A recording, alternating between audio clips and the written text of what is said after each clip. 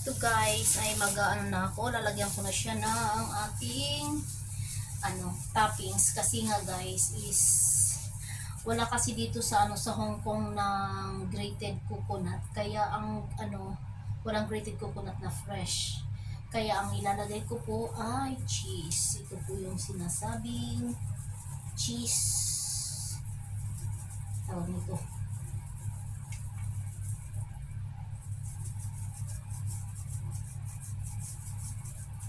Cheese kutsinta. Diba? Lalagyan ko lang po siya lahat. I-distribute ko siya lahat para maiano na natin.